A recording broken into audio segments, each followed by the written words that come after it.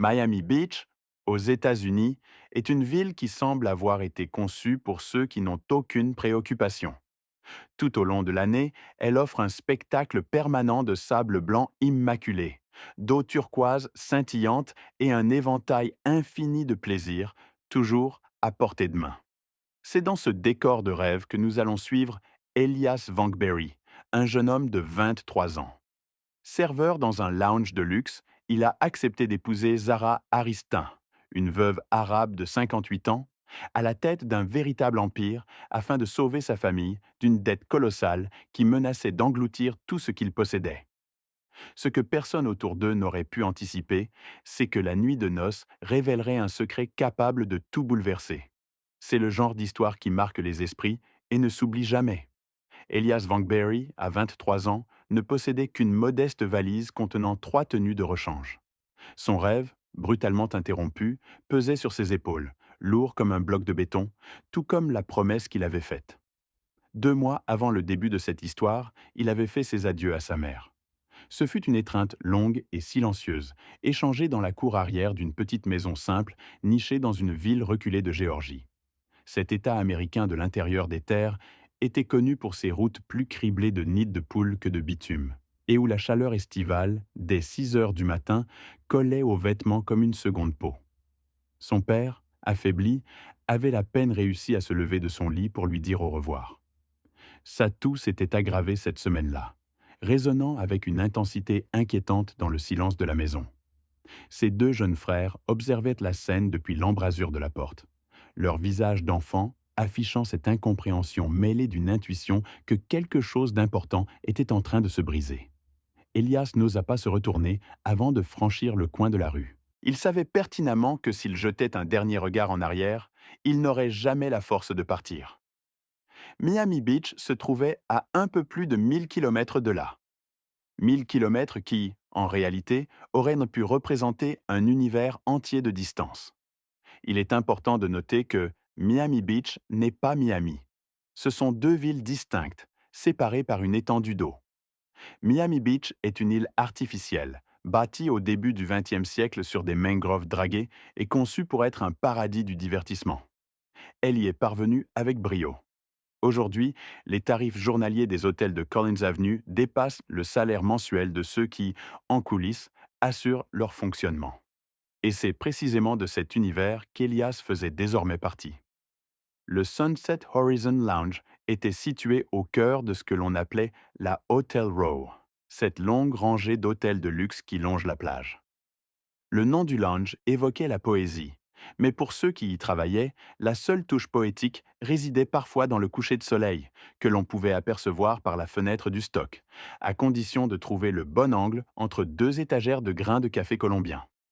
Le lounge était un lieu où l'arôme riche du café se mêlait à des parfums coûteux que personne ne parvenait à identifier, mais dont chacun savait qu'ils valaient plus d'1 mois de loyer. Les murs étaient ornés de photographies en noir et blanc de paysages désertiques. Les tables étaient en marbre poli et les menus étaient présentés dans des couvertures en cuir souple. Les clients y discutaient de fusions d'entreprises, d'investissements immobiliers à Dubaï et de voyages d'affaires à Tokyo, tandis qu'Elias se déplaçait parmi eux, tel un fantôme en tablier, ramassant les tasses oubliées au bord des tables. Elias ne se plaignait jamais. Il n'avait tout simplement pas le temps de le faire. Son premier salaire avait été entièrement envoyé en Géorgie, chaque centime. Médicaments pour son père, mensualité de prêt en retard, fournitures scolaires pour ses frères.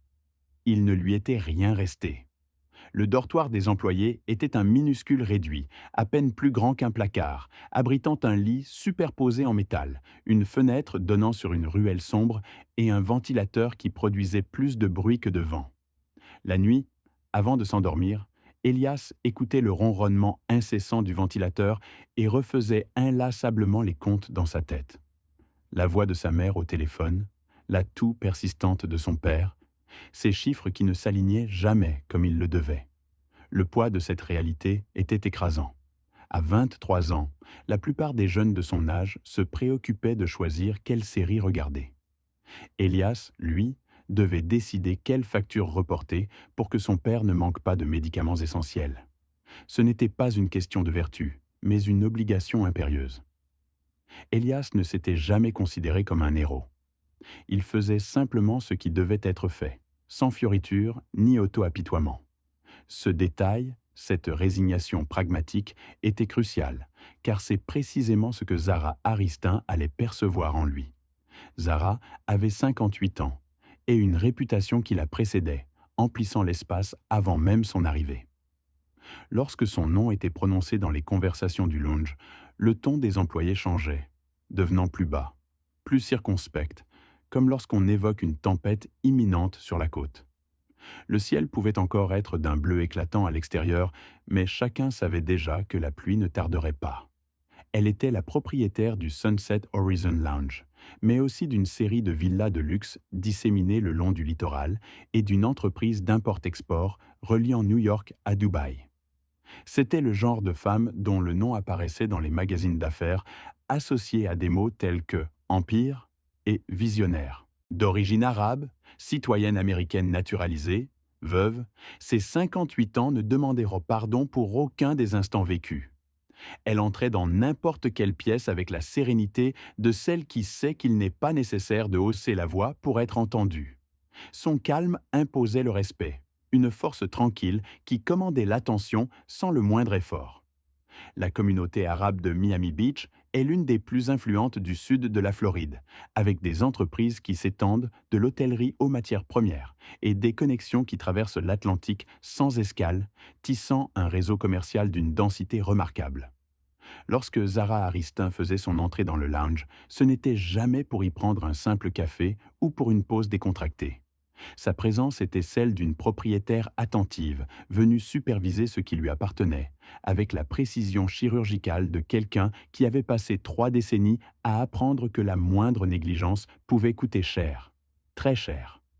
Elias se souvenait encore de cette fois où il l'avait vu congédier un superviseur en seulement 3 phrases, prononcées sans élever la voix, sans même un clignement de paupières.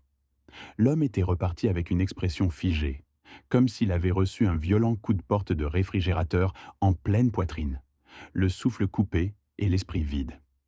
Après cet incident, tout le personnel du lounge avait compris une chose fondamentale. Quand Madame Aristan était dans la pièce, il n'y avait que 2 options. Soit on devenait invisible, se fondant dans le décor pour éviter son regard scrutateur, soit on faisait absolument tout à la perfection. Il n'y avait pas de juste milieu, pas de zone grise. Elias, lui, faisait toujours tout correctement. Pourtant, au cours des dernières semaines précédant le tournant décisif de son histoire, il avait remarqué un changement subtil. Les yeux de Zara Aristin s'arrêtaient sur lui avec une fréquence accrue. Ce n'était pas le regard habituel d'une patronne qui observe un employé s'acquittant de ses tâches avec diligence. C'était autre chose, une intensité différente. C'était le regard de quelqu'un qui évalue minutieusement une pièce. Non pas pour sa fonction actuelle, mais pour déterminer si elle pourrait servir un objectif bien plus grand, un dessein caché. Les autres serveurs l'avaient également remarqué. « Elle te surveille, Elias », lui avait lancé un collègue un jour, avec ce sourire amusé de celui qui perçoit une situation sans en saisir la portée réelle. « Elle doit avoir un projet spécial en réserve pour toi. » Elias avait esquissé un rire poli, un simple réflexe, avant de retourner à ses tables. Il était loin de se douter à quel point son collègue avait vu juste. Le moment qui allait tout changer commença par une tasse brisée. C'était une après-midi ordinaire, baignée par la lumière douce filtrant à travers les grandes baies vitrées. Un client distrait, absorbé par son téléphone, trébucha sur sa propre valise de voyage, renversant son café chaud sur le marbre blanc immaculé du lounge.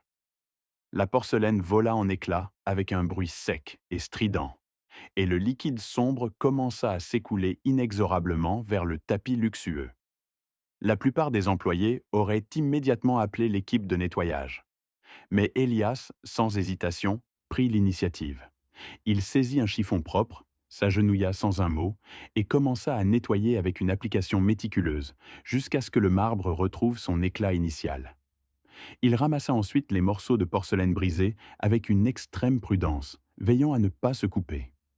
Lorsqu'il se releva, Zara Aristin se tenait là, juste devant lui. Elle tenait une tasse fumante dans la main et son regard, à cet instant, était d'une intensité qu'il ne sut déchiffrer. Bon travail, Elias, dit-elle. Sa voix était basse et ferme, comme à son habitude, mais il y avait quelque chose dans son intonation qui ne correspondait pas tout à fait à un simple ordre ou à une observation banale. Elias la remercia, son cœur battant plus vite que la normale, sans vraiment comprendre pourquoi cette simple interaction l'affectait autant.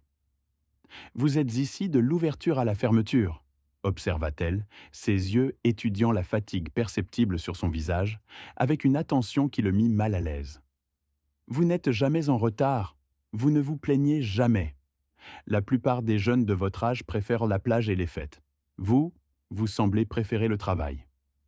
Elias ne savait que répondre. Le compliment lui semblait étrange, enveloppé qu'il était d'une analyse froide plutôt que d'une chaleur authentique.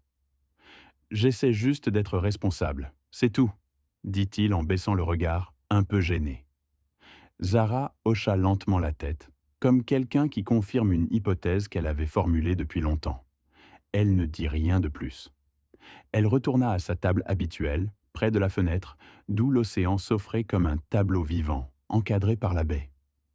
Elle resta là, le regard perdu dans l'horizon, contemplant quelque chose que seule elle pouvait voir.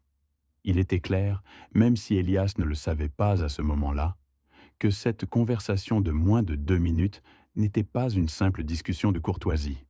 Zara Aristin menait une véritable entrevue, une évaluation silencieuse et profonde, et Elias en était le sujet involontaire. Les jours suivants, elle commença à apparaître au lounge plus fréquemment encore. Non pas pour des réunions formelles avec le gérant, mais pour rester, pour observer le flux et le reflux du lieu, l'orchestration silencieuse du service. Et invariablement, ses yeux revenaient vers Elias. Une fois, alors qu'il servait un expresso, elle esquissa un léger sourire lorsqu'il se pencha pour ramasser une serviette tombée. Une autre fois, il resta tard pour organiser le stock et la trouva à la porte de la cuisine, le regardant avec la même intensité que l'on étudie une œuvre d'art dans une galerie. Elias commença à remarquer que le gérant le traitait mieux. Il obtenait les meilleurs quarts de travail, plus d'espace pour manœuvrer et aucune réprimande pour les petites erreurs. Quelque chose se passe, pensa-t-il, quelque chose que je ne comprends pas. Et il avait raison. Pour ceux qui n'ont jamais travaillé dans un tel environnement aux États-Unis, il est essentiel de comprendre une chose. Les serveurs vivent des pourboires. Le salaire de base ne suffit même pas à payer le loyer d'une chambre dans le quartier le moins cher de Miami. Le pourboire n'est pas une courtoisie, c'est le système même. Sans lui, les comptes ne s'équilibrent pas.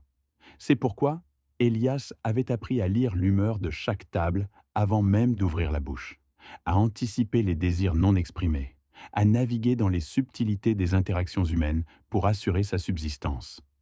C'était tard, un soir ordinaire, alors que le silence commençait à s'installer, que tout s'effondra d'un coup. Le lounge venait de fermer ses portes. Elias était en train de nettoyer le comptoir, le calme du lieu remplaçant le brouhaha des clients comme chaque nuit. Le téléphone vibra dans la poche de son uniforme. C'était sa mère. Elle n'appelait presque jamais après 22 heures. Elle disait toujours qu'un appel tardif était un mauvais présage, une ombre annonciatrice de malheur. Elias se dirigea vers le petit débarras à l'arrière, un espace exigu et confiné, et referma la porte derrière lui. L'odeur de grains torréfiés et de carton humide l'enveloppa tandis qu'il répondait. La femme à l'autre bout du fil n'était pas la mère forte qu'il connaissait, celle qui élevait des poulets, vendait des légumes au marché et ne se plaignait jamais de rien, pas même quand la douleur la rongeait. De l'autre côté du téléphone, il y avait quelqu'un qui se noyait dans les sanglots, la voix brisée comme du verre piétiné. Son père avait été admis à l'unité de soins intensifs. La crise respiratoire s'était aggravée de manière alarmante. Il crachait du sang depuis 2 jours, mais n'avait rien dit à personne pour ne pas inquiéter ses enfants. Le médecin fut clair. Sans traitement immédiat, il ne survivrait pas. Une sentence lourde, prononcée avec une gravité clinique qui laissait peu de place à l'espoir. Elias sentit un froid glacial lui étreindre la poitrine, coupant sa respiration, tandis que le poids de cette nouvelle s'abattait sur lui. Et pourtant, il savait, à l'inflexion de sa voix, qu'il y avait encore d'autres mauvaises nouvelles. d'autres fardeaux à porter. Le cobra d'or est revenu aujourd'hui, mon fils, avait-elle murmuré, sa voix à peine audible, comme si elle faisait une confession honteuse, une faute impardonnable. Le nom seul suffisait à glacer le sang d'Elias. Il serra les dents, les yeux fermés un instant, sentant la colère monter en lui, mêlée à une impuissance déchirante. Il a dit que, si nous n'avions pas la somme totale demain matin, il prendrait la maison. Il a ajouté qu'il n'y aurait plus de prolongation possible. La menace était claire, implacable. Demain matin. Un délai si court, si cruel. Elias imaginait déjà les siens à la rue, dépossédés de tout ce qu'ils avaient construit, de leur refuge. Elias s'adossa lourdement contre le mur froid et rugueux du débarras, sentant ses jambes fléchir sous le poids de ses révélations. Le béton brut lui transmettait une sensation d'inertie, de désespoir. Des journées interminables passées à courir d'une table à l'autre, les pourboires méticuleusement mis de côté dans un bocal en verre, caché sous son lit superposé. La frustration le rongeait, une amertume profonde s'installait en lui. Des années auparavant, son père, alors en pleine santé et aveuglé par la promesse d'un argent facile, avait signé un contrat sans en lire les petites lignes. Une erreur fatale, une décision prise à la légère qui les hantait désormais. Les intérêts avaient proliféré comme des mauvaises herbes, s'étendant sans contrôle, étouffant tout sur leur passage, jusqu'à engloutir la clôture entière de leur existence, menaçant de détruire leur foyer. Elias commença à tourner en rond dans le débarras exigu, ses pas résonnant sourdement sur le sol en béton. Il trébuchait sur des cartons empilés, des balais et des seaux, son esprit fiévreux tourbillonnant, cherchant désespérément une issue. Son cerveau tournait à plein régime, recalculant encore et encore, mais les chiffres refusaient obstinément de s'équilibrer. À qui pouvait-il demander de l'aide? Il ne connaissait personne à Miami sur qui il pouvait réellement compter, personne qui aurait les moyens de l'aider à une telle échelle. Les autres employés du lounge, pour la plupart, vivaient eux-mêmes au jour le jour, leur propre compte à la limite, incapables de lui prêter ne serait-ce qu'une petite somme. Une banque mettrait des jours, voire des semaines, à traiter une demande de prêt. Et encore, cela était peu probable pour quelqu'un sans historique de crédit américain solide. Quant à mettre quelque chose en gage, il ne possédait rien d'une valeur suffisante pour couvrir une telle somme. Il n'y avait qu'une seule issue, une seule porte de sortie. Et c'était la pire de toutes, celle qu'il avait toujours redoutée. Un collègue lui avait un jour parlé avec ce sourire énigmatique de ceux qui connaissent les raccourcis dangereux de la vie, de personnes capables de prêter de l'argent rapidement, très rapidement même, mais avec des taux d'intérêt si exorbitants qu'ils feraient passer l'usurier de Géorgie pour un ami de la famille, un bienfaiteur. Elias détestait cette idée, la répugnait même. C'était un pacte avec le diable, une descente aux enfers. Mais pour ses frères, pour son père, pour sa mère, pour la survie de sa famille, il se sentait de plus en plus près d'accepter l'inacceptable, de franchir cette ligne rouge. Il s'assit lourdement sur des sacs de café empilés, l'odeur âcre des grains torréfiés l'enveloppant. Le visage enfoui dans ses mains, il commença à prier en silence, pour la première fois depuis des années, un murmure désespéré s'élevant du fond de son âme tourmentée. C'est à ce moment précis que la porte du débarras s'ouvrit brusquement, rompant le silence pesant. La lumière crue du couloir inonda la pièce d'un coup, découpant une silhouette élégante qu'Elias mit une seconde à reconnaître, son esprit encore embrouillé par le désespoir. C'était Zara Aristin. Elle se tenait là, vêtue d'une blouse en soie couleur ivoire, impeccable comme à son habitude, son élégance naturelle la rendant complètement hors de propos au milieu des sacs de café, des balais et des produits d'entretien. Elle ressemblait à un diamant jeté sur un tas de gravats, un contraste saisissant qui accentuait l'irréalité de la scène. Elle avait tout entendu. La voix suppliante d'Elias, implorant sa mère de ne pas perdre espoir, les chiffres qui ne s'équilibraient pas, la mention des usuriers de dernière minute. La prise de conscience frappa Elias de plein fouet. Elle avait été témoin de sa détresse la plus intime, de sa vulnérabilité absolue. Elias se leva précipitamment, tentant de reprendre une contenance, de masquer le chaos qui l'habitait. Mais ses yeux rougis, trahissant les larmes et le manque de sommeil, révélaient, sans équivoque, l'étendue de sa souffrance. Je vous demande pardon, Madame Aristin, balbutia-t-il, la voix rauque d'émotion et de honte. J'ai eu un problème personnel. Je retourne au comptoir tout de suite. Elle ne bougea pas, restant immobile devant l'entrée, bloquant toute tentative de fuite. Ses yeux, d'ordinaire perçants comme des lames, capables de trancher l'air et de transpercer les âmes, étaient étrangement différents ce soir-là. Un mélange complexe s'y lisait. De la curiosité, une analyse froide de la situation, et quelque chose d'autre, une étincelle fugace qui, pour un instant, ressembla à de la compassion. Pourtant, son visage restait impassible, ne permettant aucune certitude quant à la nature de cette émotion inattendue. Inutile de vous presser, Elias, dit-elle d'une voix posée, rompant le silence. Elle entra dans le débarras, refermant la porte derrière elle avec une calme déconcertante, un contraste saisissant avec le tumulte qui ravageait l'âme d'Elias. Je suis là depuis un moment, j'ai tout entendu. Asseyez-vous. C'était moins une suggestion qu'un ordre. Elias obéit par instinct, ses forces l'ayant complètement abandonné. Il n'avait plus l'énergie de résister, de se défendre, de faire quoi que ce soit d'autre que de s'exécuter. Ne vous adressez pas à ces usuriers de dernière minute, déclara-t-elle d'un ton qui était une mise en garde ferme, une injonction, plutôt qu'un simple conseil. Je les connais. Ils vous détruiront, vous et votre famille. Ces mots étaient empreints d'une autorité incontestable. Maintenant, écoutez attentivement ce que j'ai à vous dire. Il est crucial de comprendre comment fonctionne ce type de dette aux États-Unis. Ceux qui prêtent de l'argent en dehors du système bancaire formel agissent avec une rapidité et une agressivité que le système légal américain ne tolérerait que très rarement. Au Brésil, de telles pratiques seraient considérées comme un crime d'usure, passible de lourdes peines. Mais aux États-Unis, selon les États, ces activités évoluent dans une zone grise juridique, une sorte de no man's land, où les familles vulnérables se retrouvent complètement démunies, sans aucune protection légale. Elle parlait avec une connaissance approfondie du sujet, une clarté glaçante. Zara savait. Elle savait pertinemment que si Elias franchissait cette porte, celle des usuriers, il n'y aurait pas de retour en arrière possible, pas d'échappatoire. Le silence qui s'installa alors dans le débarras était lourd, empreint d'une tension palpable, le genre de silence qui précède un événement capital, un tournant décisif. Elias le sentit intuitivement, sans pouvoir l'expliquer, une sorte de pressentiment s'emparant de lui. Zara croisa les mains sur ses genoux, ajustant sa posture avec l'aisance naturelle de quelqu'un qui ne perd jamais son équilibre, ni physique ni mental. Elle parla ensuite avec la clarté et la précision d'une personne sur le point de conclure un contrat important. Chaque mot pesé, chaque intention limpide. Je sais de combien vous avez besoin, commença-t-elle, son regard fixant celui d'Elias avec une intensité déconcertante.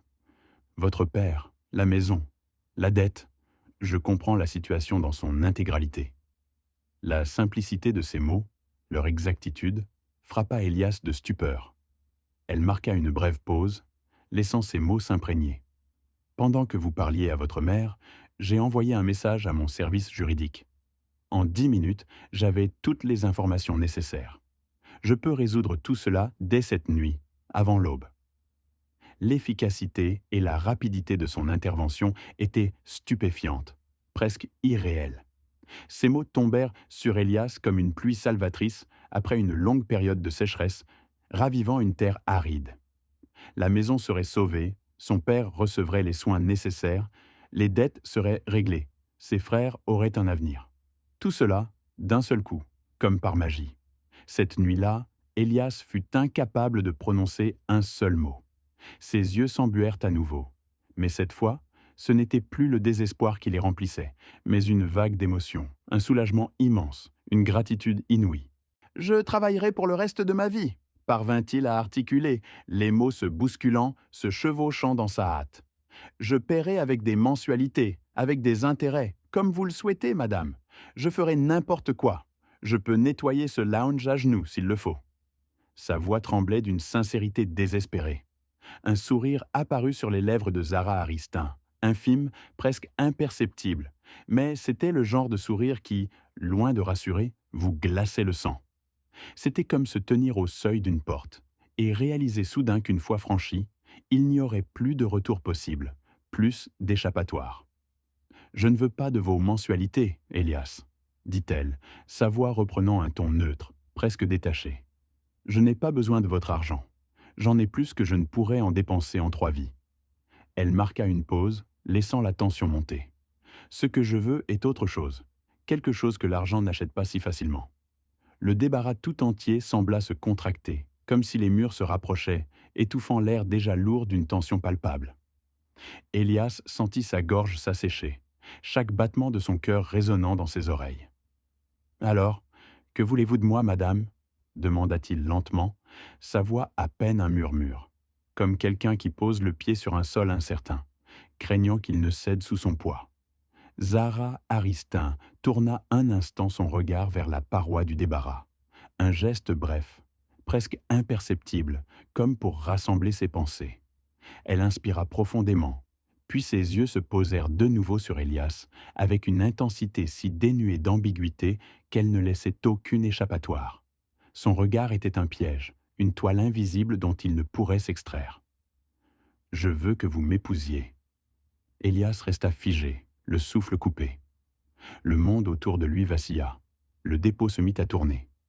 Les étagères chargées de sacs de café semblaient danser une valse macabre. Un mariage avec Zara, 58 ans.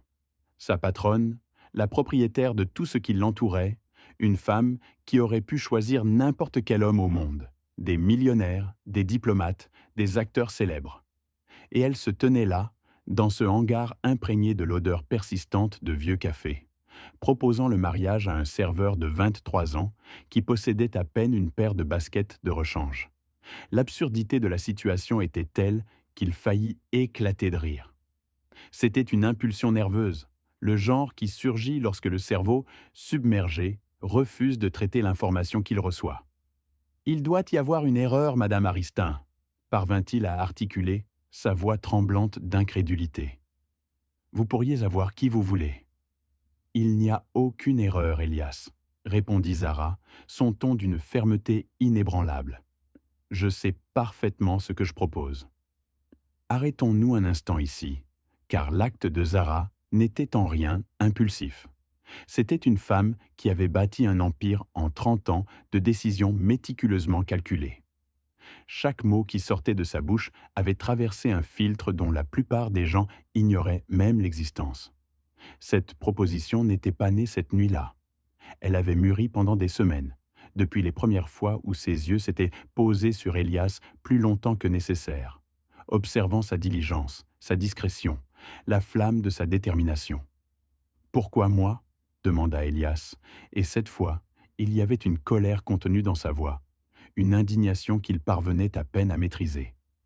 Le sentiment d'être un pion dans un jeu qu'il ne comprenait pas le rongeait. « Vous ne trouvez personne de votre âge, de votre milieu, quelqu'un qui vous aime vraiment ? Pourquoi un serveur qui n'a même pas terminé ses études universitaires ?» Zara ne s'y a pas. Sa sérénité était absolue, comme si les paroles d'Elias n'étaient que des cailloux jetés dans une eau profonde et imperturbable. « Précisément parce que tous les hommes de mon cercle voient mon compte en banque avant de voir mon visage, » répondit-elle. Et pour la première fois, une nuance de lassitude, une blessure ancienne, transperça son timbre habituellement neutre. « J'ai déjà eu un mariage rempli de passion et d'ambition. J'ai fini par regarder mon mari mourir dans mes bras, épuisé d'avoir travaillé sans relâche toute sa vie. Je ne veux pas revivre cela. » Son regard se fit plus intense, scrutant l'âme d'Elias. « Vous avez quelque chose qu'aucun d'eux ne possède, l'honnêteté, l'amour pour votre famille, la capacité de vous sacrifier. Cela vaut bien plus qu'un diplôme universitaire ou un nom de famille célèbre. » Elle fit un pas de plus, réduisant la distance entre eux. Sa voix s'abaissa, non pas comme une menace, mais comme une évidence inéluctable. « Je sais que c'est un arrangement, Elias. Je ne vous demande pas de tomber amoureux de moi. Ce que je demande, c'est de la compagnie, une présence. Que vous soyez à mes côtés lors des événements, que vous m'écoutiez quand j'en aurai besoin, que vous soyez le soutien émotionnel d'une maison qui ne résonne que de l'écho de mes pas. Je suis lasse de rentrer chez moi le soir et de ne trouver personne. » Elle inclina légèrement la tête, son expression indéchiffrable. « Ou bien, Vous irez chercher ces usuriers, vous vous endetterez pour le reste de votre vie auprès de gens qui n'hésitent pas à recouvrer leurs dettes par la violence, et vous assisterez, impuissant, à la saisie de la maison de votre famille dès le matin, pendant que votre père luttera pour respirer dans un hôpital public. Cette dernière phrase le transperça comme un couteau acéré. Elias baissa les yeux vers ses propres mains. Ses mains qui avaient porté des plateaux pendant 2 mois, qui avaient serré sa mère dans ses bras avant son départ, qui avaient promis qu'elles y arriveraient. Il ne regarda pas Zara à ce moment-là, mais ses propres mains, comme s'il cherchait une réponse dans les lignes de sa paume. C'était le geste de celui qui s'excuse auprès de lui-même avant de prendre une décision irrévocable, de celui qui dit adieu à une version de soi pour en sauver une autre. La dignité, la fierté, l'amour-propre, tous ces luxes sont bien trop chers lorsque les comptes ne sont pas bouclés et que son père est à bout de souffle. Retenez cette phrase, car c'est l'une des leçons les plus dures que cette histoire nous enseigne. Combien de fois dans la vie, une personne doit-elle choisir entre ce qui lui appartient et ce qui appartient à ceux qu'elle aime? Combien de fois la dignité personnelle entre-t-elle en conflit direct avec la survie de ceux qui dépendent de vous? Il n'y a pas de belle réponse à cela. Il n'y a que le choix, avec tout ce qu'il implique. Elias ferma les yeux, puis les rouvrit, comme pour effacer l'image de son avenir qui s'était dessiné. Pour ma mère, pour mon père, pour mes frères. La voix qui sortit de sa gorge était froide, étrangère, comme si elle venait d'un corps qui n'était plus le sien. J'accepte. Je vous épouserai. Ce n'était pas une déclaration d'amour, mais une déclaration de guerre contre le destin. C'était un homme qui jetait son propre présent comme une mise sur une table où les règles n'avaient pas été écrites par lui. Et Zara sourit, non pas d'un sourire de triomphe éclatant, mais d'une expression qui s'apparentait davantage à un soulagement profond, comme quelqu'un qui, après une longue quête, trouve enfin ce qu'il cherchait. Le lendemain matin, Elias se réveilla dans un monde complètement différent. Non pas littéralement, il était toujours dans le même dortoir, avec le même ventilateur bruyant qui brassait l'air chaud, mais quelque chose avait basculé dans l'axe des choses. Zara avait agi pendant la nuit avec l'efficacité implacable d'une machine parfaitement calibrée. Des appels avaient été passés, des courriels envoyés, des fonds transférés entre des comptes dans différents pays. La dette de la famille avait été entièrement réglée avant même l'aube. Le Cobra d'or n'était pas apparu. Son ombre menaçante s'était dissipée. Le père d'Elias était en cours de transfert vers une clinique privée, où les meilleurs spécialistes disponibles prendraient en charge son état. Des mois d'angoisse, de nuits sans sommeil et de désespoir s'étaient dissous en une seule nuit, laissant derrière eux un vide étrange, celui d'une bataille gagnée au prix d'une perte inestimable. Elias était assis à la table du petit déjeuner dans une suite d'hôtels 5 étoiles, un type de luxe dont il ignorait même l'existence sous cette forme. Les serviettes étaient plus douces que n'importe quel drap qu'il avait jamais touché, et le petit déjeuner, somptueux, coûtait à lui seul plus que son salaire hebdomadaire. Devant lui, une pile de documents légaux formalisait ce qui avait été convenu quelques heures plus tôt entre l'odeur persistante du café torréfié et l'humidité du carton. Voici la confirmation que la maison n'est plus menacée, déclara Zara Aristin, faisant glisser une enveloppe sur la surface froide et polie du marbre. J'ai déjà parlé au médecin de votre père. Il est en cours de transfert. Maintenant, parlons de notre accord. Elias hocha la tête, s'efforçant d'afficher un air professionnel.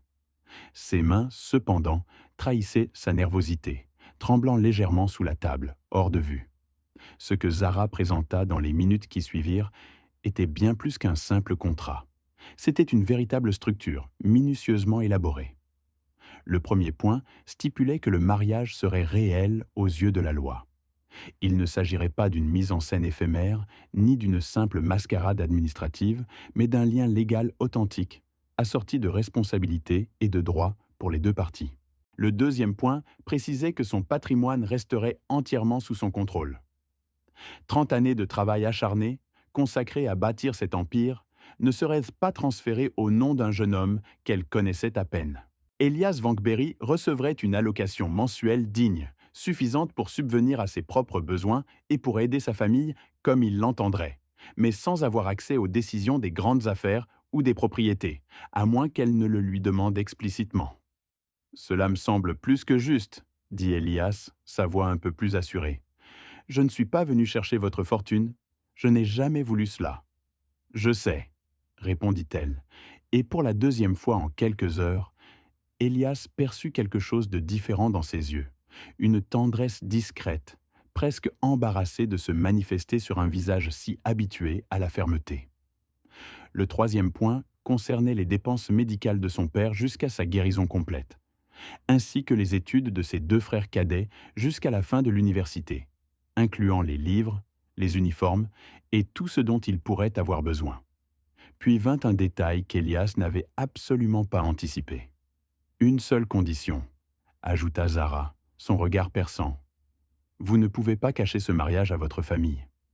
Vous pouvez leur épargner les détails de cet accord, c'est notre affaire. Mais ils doivent savoir qui je suis et que c'est moi qui prends soin d'eux désormais. Je ne veux pas être un secret honteux. Je n'accepterai pas cela. Elias resta silencieux quelques secondes, le poids de cette exigence s'installant lourdement dans son esprit.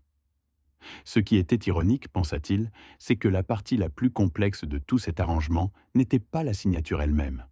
C'était d'imaginer comment expliquer à sa mère, une femme élevée dans la croyance en l'amour romantique et les mariages de contes de fées, que son fils avait épousé une femme plus âgée qu'elle, sa propre patronne, dans un entrepôt sentant le café à 23 heures. « Et s'il n'accepte pas ?» demanda-t-il, une peur sincère transparaissant dans sa voix. « Et si ma mère pense que je me suis sacrifié par sa faute, si mes frères me voisinent comme un traître ?» Zara répondit avec le calme de quelqu'un qui avait déjà envisagé toutes les éventualités. « Ils ne vous rejetteront pas s'ils vous voient heureux à mes côtés. Votre rôle sera de les convaincre que vous avez choisi cela parce que vous avez perçu en moi quelque chose de sincère.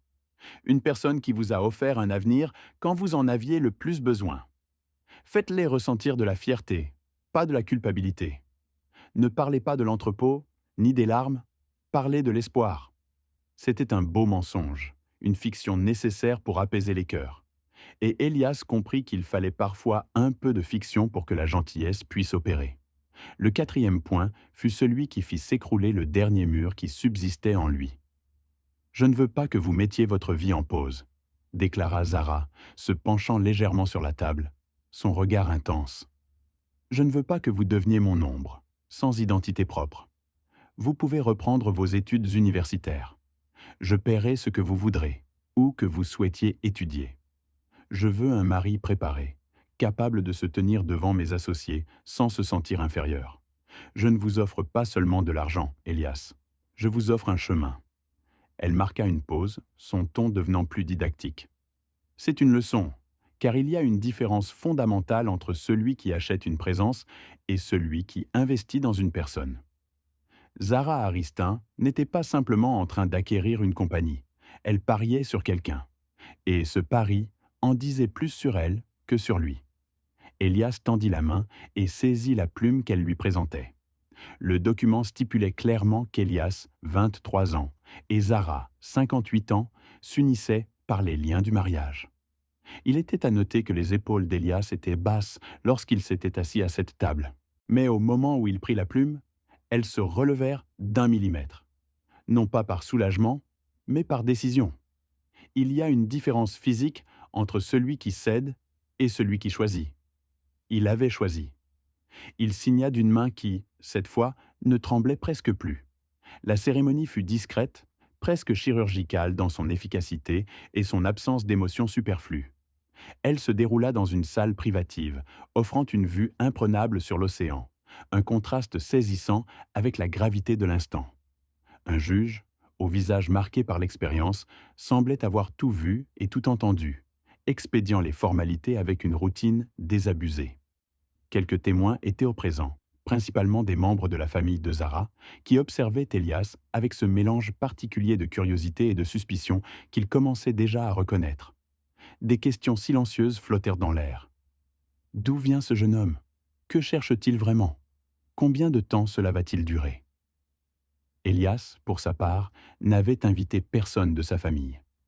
Ils avaient convenu de se marier d'abord, puis d'annoncer la nouvelle, afin d'éviter toute tentative d'empêcher ce qui était déjà décidé. L'alliance à son doigt était lourde, étrange, comme une étiquette apposée sur quelque chose dont il n'était pas certain qu'elle lui appartienne. Pourtant, il se tenait là, debout, et sa famille était en sécurité. Et parfois, à 23 ans, lorsque le poids du monde s'effondre sur vos épaules, la simple sensation d'être en sécurité, d'avoir un pied ferme sur terre, devient la seule chose qui compte vraiment. La villa, majestueuse, était perchée au sommet d'une falaise abrupte, offrant une vue imprenable et vertigineuse sur l'immensité de l'océan Atlantique. Ce n'était pas le genre d'endroit que l'on découvrait sur les sites de tourisme branchés ou dans les magazines de luxe. C'était un de ces lieux jalousement gardés, dont l'existence même n'était révélée qu'à ceux qui avaient le privilège d'être guidés par un résident, une sorte de secret bien gardé. Elias s'arrêta net devant l'entrée monumentale, son regard balayant les détails avec une incrédulité palpable. Il resta immobile pendant de longs instants, quelques secondes qui lui parurent une éternité, avant de rassembler son courage et de se résoudre à franchir le seuil. L'architecture de la demeure était une fusion audacieuse et presque provocante, mêlant avec une sophistication inattendue le raffinement du design arabe aux lignes épurées et au confort du style moderne américain. C'était comme si le créateur avait voulu affirmer qu'il n'était pas nécessaire de choisir entre ces deux mondes esthétiques, mais qu'on pouvait les faire coexister harmonieusement. Des arcs de pierre finement sculptés s'élevaient avec grâce, tandis que des fontaines intérieures, discrètement intégrées, laissaient s'échapper un murmure constant d'eau courante, un son doux et apaisant qui servait de toile de fond sonore, telle une mélodie subtile. Les jardins luxuriants, embaumés par l'odeur enivrante du jasmin, imprégnaient l'air d'un parfum d'une intensité rare, mais jamais excessive, juste assez pour charmer sans écraser les sens. Et, en point d'orgue de cette symphonie visuelle et olfactive, une immense baie vitrée encadrait l'océan comme une œuvre d'art vivante, donnant l'impression que la nature elle-même avait été spécialement engagée pour orner cette pièce d'un tableau en constante évolution. Chaque pièce de cette villa, même la plus modeste, était à elle seule aussi vaste que la totalité de la maison où Elias avait grandi en Géorgie, un contraste saisissant qui soulignait l'immense fossé entre son passé et son présent.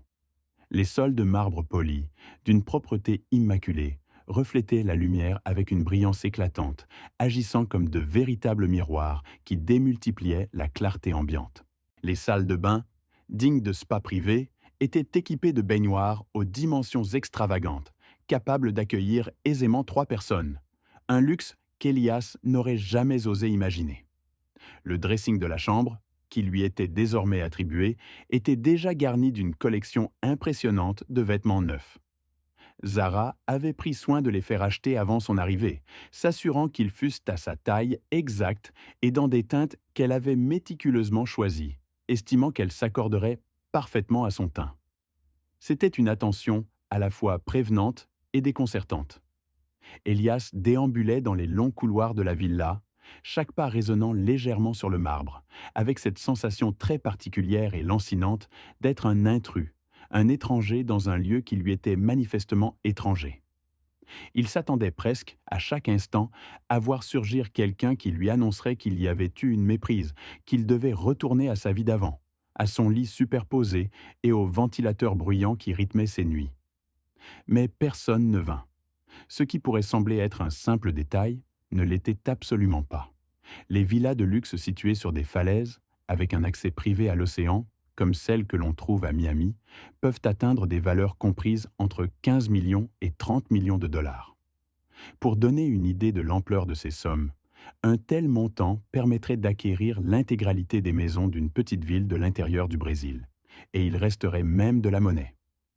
Ce n'était pas simplement une maison coûteuse, c'était un véritable actif financier, une forme d'investissement que certaines personnes choisissaient d'utiliser comme adresse principale ou secondaire. Zara possédait 3 propriétés de ce genre. Elias, lui, n'avait qu'un lit superposé. Cette première nuit, en tant que mari et femme, aurait pu prendre bien des tournures. Elias avait passé des heures interminables, à imaginer le pire. Il avait échafaudé dans son esprit des scénarios qu'il ne décrirait pas ici, mais que n'importe qui pourrait concevoir en pensant à un accord de cette nature. scellé entre un jeune homme acculé et une femme puissante aux ressources illimitées. La perspective de devenir un simple objet, un trophée silencieux, une acquisition destinée à orner une étagère, le hantait. La chambre, immense, était ornée de boiseries finement sculptées qui recouvraient les murs, conférant à l'espace une atmosphère à la fois riche et un peu oppressante. Des luminaires de cristal, suspendus avec élégance, projetaient des ombres mouvantes et dansantes sur le plafond, créant un jeu de lumière hypnotisant mais qui, pour Elias, ajoutait à son malaise.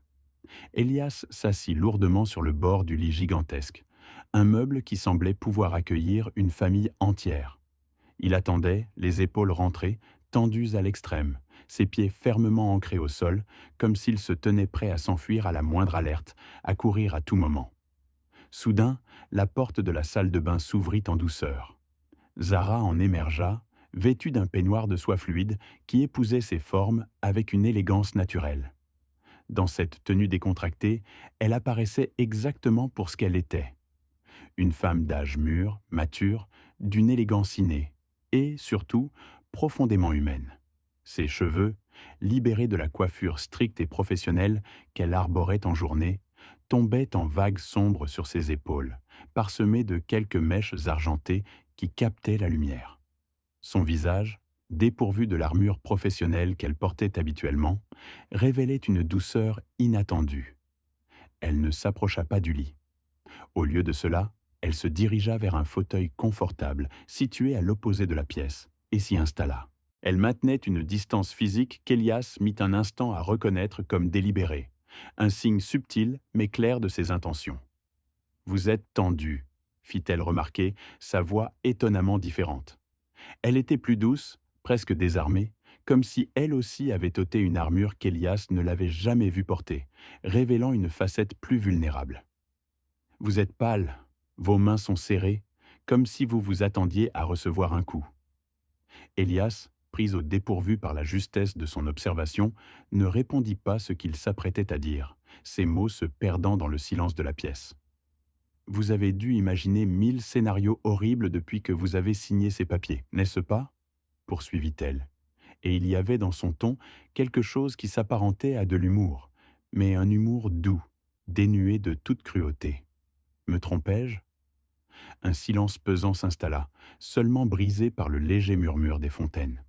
Elle esquissa un sourire, non pas un sourire malicieux ou triomphant, mais un sourire empreint d'une tendresse sincère, celui de quelqu'un qui perçoit la peur chez autrui et choisit délibérément de ne pas en tirer avantage. Oublions un instant les mots « mari » et « femme » dans leur sens traditionnel, proposa-t-elle, s'inclinant légèrement en avant dans son fauteuil, son regard fixant celui d'Elias avec une intensité apaisante. « Je ne vous ai pas épousé pour vous contraindre à quoi que ce soit. Je vous ai choisi parce que j'ai discerné une honnêteté rare dans vos yeux. Parce que j'ai vu un homme capable de pleurer pour sa famille dans un entrepôt, sans en ressentir la moindre honte. Ce que je désire, c'est de la compagnie, de la paix. Quelqu'un qui puisse me rappeler que la vie ne se résume pas uniquement au travail, aux réunions incessantes et aux chiffres défilant sur un écran. » Elle se leva alors et se dirigea vers l'immense baie vitrée. Dehors, l'océan s'étendait, sombre et mystérieux. Mais la pleine lune, haute dans le ciel, traçait un chemin d'argent scintillant sur les vagues, une sorte de route éphémère qui ne menait nulle part et, paradoxalement, semblait mener partout à la fois.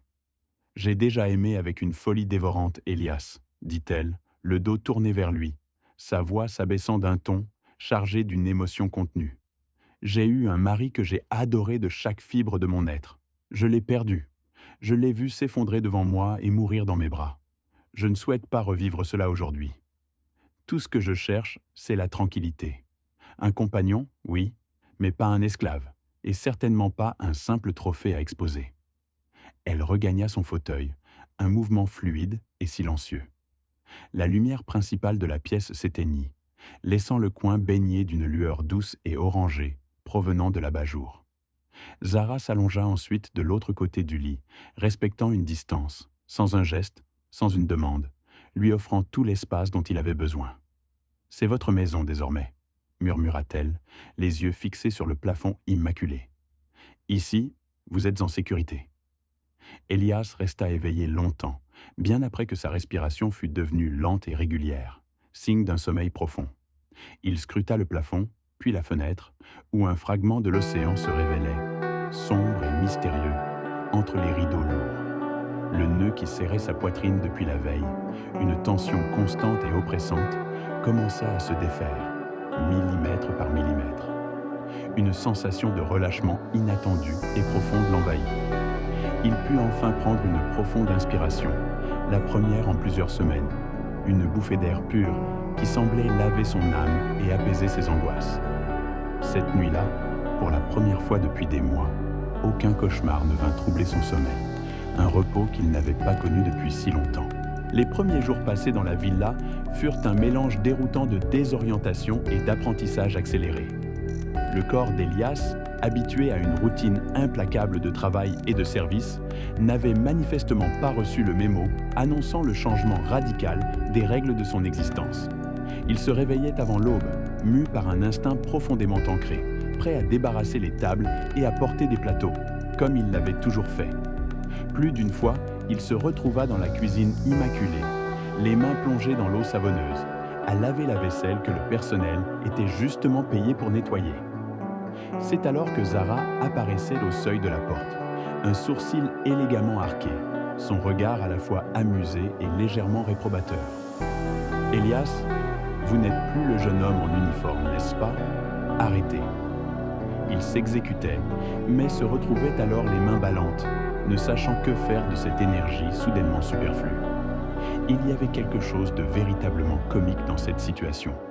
Un homme qui venait d'épouser l'une des femmes les plus fortunées de Miami et qui passait ses matinées à récurer des casseroles, incapable de rester inactif.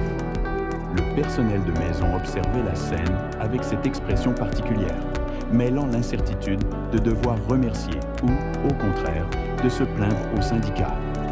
L'oisiveté, pour Elias, était une sensation presque physique, une douleur étrange et lancinante qui le rongeait de l'intérieur. Il est important de noter un détail qui peut échapper à ceux qui ne sont pas familiers avec le mode de vie des très grandes fortunes aux États-Unis. Dans les villas de luxe américaines, il est courant d'employer du personnel résident pour l'entretien, le jardinage et la cuisine, avec des contrats formels et tous les droits du travail. Pour quelqu'un comme Elias, élevé dans un environnement où chaque tâche était accomplie par les membres de sa propre famille, l'idée d'avoir des personnes rémunérées pour des activités qu'il avait apprises dès l'enfance créait un sentiment d'étrangeté profond, une dissonance qui ne s'estompa pas du jour au lendemain. Cette nouvelle réalité le laissait perplexe, tiraillé entre son éducation et les conventions de ce monde opulent. Progressivement, Elias commença à trouver son propre rôle d'une manière différente, non plus comme un employé potentiel, mais comme un observateur attentif. Et ce qu'il observa fut une femme qui vivait, sans s'en rendre compte, au cœur d'une véritable prison dorée. Zara se levait aux aurores, bien avant que les premiers rayons du soleil n'aient percé l'horizon. Son ordinateur portable était ouvert et allumé avant même qu'elle n'ait pris son café du matin. Elle enchaînait les appels avec des clients répartis sur différents fuseaux horaires, ses journées commençant avant même que le monde extérieur ne s'éveille pleinement. Elle partait pour des réunions interminables, ne revenant que tard le soir, les yeux rougis par la fatigue, continuant de répondre à des courriels urgents depuis le canapé de son bureau. Elle mangeait mal, souvent sur le pouce, et parfois même oubliait de se nourrir, absorbée par ses tâches. Son sommeil était rare et fragmenté. Il arrivait qu'elle ne dorme pas du tout, travaillant sans relâche. Il était frappant de constater ce qui se déroulait sous ses yeux. Voici une femme qui possédait une fortune colossale, un pouvoir financier suffisant pour s'offrir la paix et la tranquillité. Et pourtant, elle était incapable de s'accorder ce luxe. L'argent, réalisait Elias, pouvait résoudre presque tout, sauf les habitudes profondément ancrées. Et l'habitude de travailler jusqu'à l'épuisement, jusqu'à la limite du collapsus, était si profondément enracinée en elle qu'elle ne la percevait même plus comme une simple habitude. Elle pensait que c'était intrinsèquement qui elle était, une part indissociable de son être. C'est au cours de la 3e nuit qu'Elias la découvrit pour la première fois endormie sur le canapé de son bureau. Ses lunettes étaient de travers, glissées sur son nez, son ordinateur portable toujours ouvert, affichant des tableaux de chiffres et des feuilles de calcul qui semblaient ne jamais finir. Un labyrinthe de données. Son cou était penché à un angle qui promettait une douleur certaine au réveil, une posture inconfortable révélant son épuisement. Il resta un instant immobile sur le pas de la porte, hésitant, ne sachant trop comment réagir face à cette scène intime de vulnérabilité. Puis, il entra doucement, avec une prudence infinie, et éteignit l'ordinateur avec délicatesse, comme pour ne pas briser le fragile équilibre de son sommeil. Il prit une couverture en laine, soigneusement pliée sur une chaise voisine, et la déposa sur ses épaules avec la tendresse de quelqu'un qui craint de réveiller un enfant. Ensuite, il se dirigea vers la cuisine, où il prépara un thé que sa mère avait l'habitude de faire pour l'insomnie. Un mélange apaisant de camomille et de tilleul, rehaussé d'une seule goutte de miel pour adoucir l'amertume. Il revint et déposa la tasse fumante sur la table basse, à portée de main, pour qu'elle la trouve à son réveil. Zara, murmura-t-il, sa voix à peine audible, tandis qu'il touchait délicatement son épaule. Il est tard. Nous devrions aller nous reposer. Elle ouvrit les yeux, un instant désorientée, comme si elle ne savait plus sur quel continent elle se trouvait, son esprit luttant pour revenir à la réalité de la pièce et de sa présence. Vous êtes encore éveillé, Elias? Je vous attendais. Elle le regarda un moment, avec une expression qu'il ne sut pas nommer sur l'instant.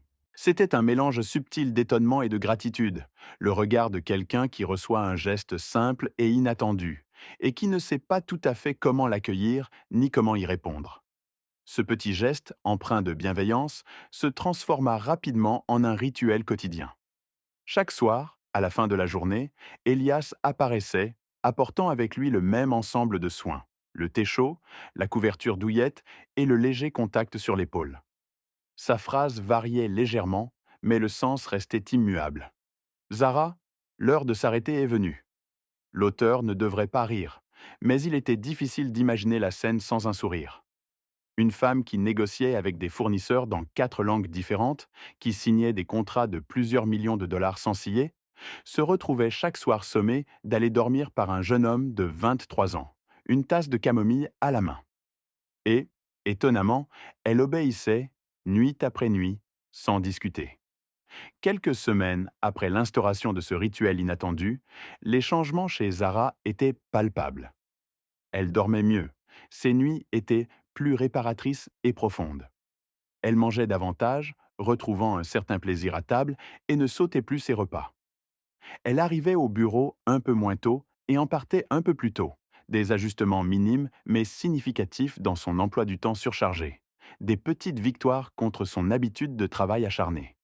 Son corps, longtemps soumis à une discipline de fer et à un rythme effréné, commençait enfin à céder au repos, comme s'il avait enfin reçu la permission tant attendue de se détendre et de récupérer. C'était là, selon l'auteur, le véritable moment de beauté de cette histoire. Non pas lorsqu'il avait signé le contrat de mariage, ni lorsque Zara avait réglé ses dettes. Mais ici, dans ces instants simples, lorsque 2 étrangers, liés par un accord purement pragmatique, avaient commencé à prendre soin l'un de l'autre de manière si discrète qu'elles ne semblaient presque pas être des marques d'attention. Avec le temps, le dîner à deux, servi sur une table immense capable d'accueillir 20 convives, se transforma progressivement en le moment le plus sincère et le plus authentique de la journée pour eux deux. Zara Aristin avait cessé de parler de pourcentage de profit et de contrats avec les fournisseurs. Les chiffres, les bilans et les stratégies complexes qui avaient longtemps dominé ces conversations s'étaient estompés, remplacés par des confidences plus personnelles, plus vulnérables.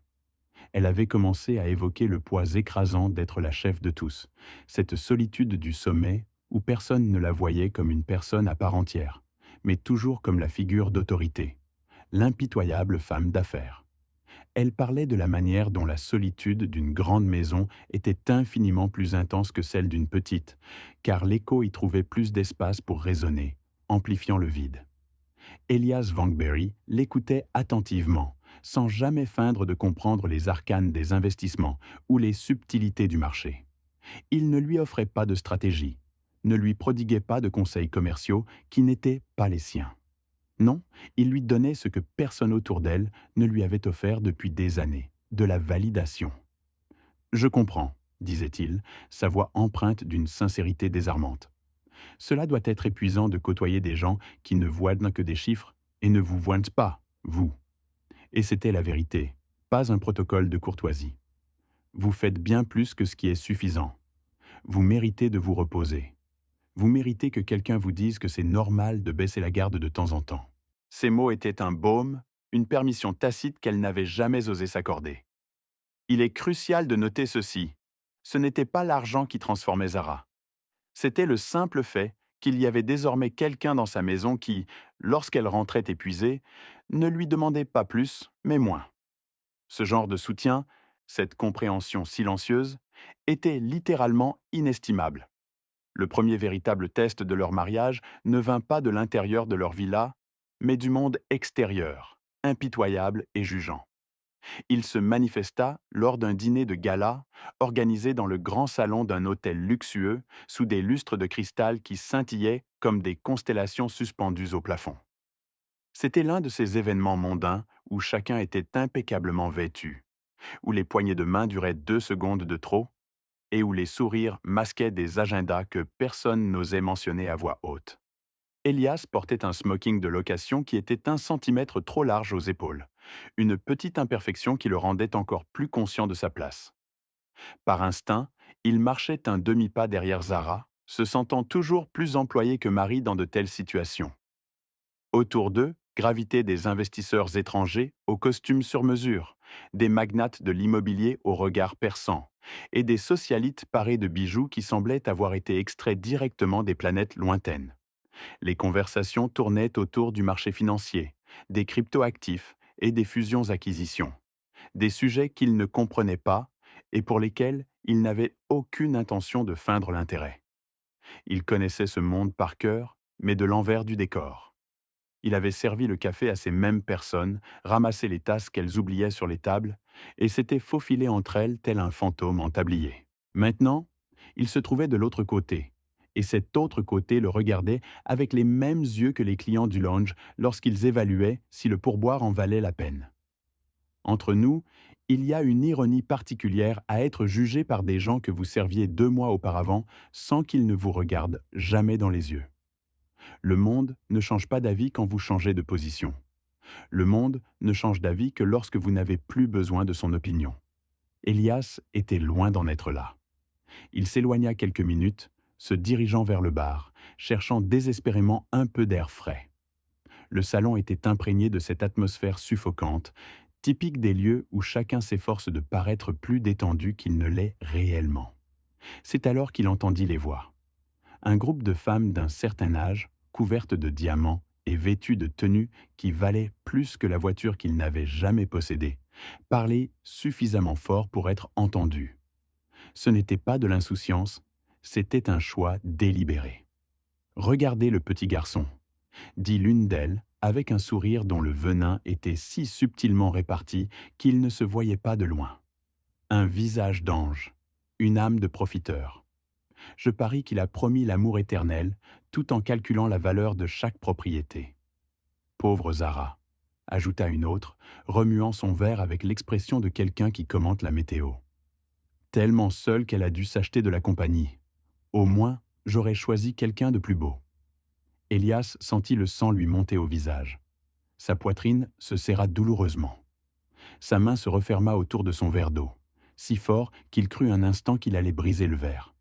Il avait envie de se retourner, de leur dire qu'il n'avait rien demandé de tout cela, qu'il avait accepté pour sauver son père, qu'il en savait moins sur les actifs de Zara que n'importe qui dans ce salon. Mais il ne fit rien de tout cela. Il prit une profonde inspiration, dégagea ses ongles de la paume de sa main et retourna à sa place à table, à côté de Zara, d'un pas normal, le visage neutre, comme s'il n'avait fait que chercher de l'eau. Ce n'est pas une faiblesse. Retenez bien cette distinction, car elle est essentielle. Avaler une provocation lorsque toute réaction publique nuirait à une autre personne n'est pas de la lâcheté. C'est une forme spécifique de force, une discipline intérieure que la plupart des gens n'apprennent jamais. Elias l'avait apprise là, dans ce moment de tension silencieuse. Zara le vit s'asseoir, la mâchoire tendue et les yeux brillants d'une colère parfaitement contenue. Elle ne dit rien. Sa main trouva la sienne sous la table, au moment exact où il en avait le plus besoin, et la serra fermement. Aucun mot ne fut nécessaire. En sortant, alors qu'ils traversèrent le parking sous les étoiles de Miami, elle s'arrêta juste avant de monter dans la voiture. Vous avez entendu demanda-t-elle, non pas comme une question, mais comme une affirmation. Cela n'a pas d'importance, Zara, répondit Elias, essayant de minimiser l'incident.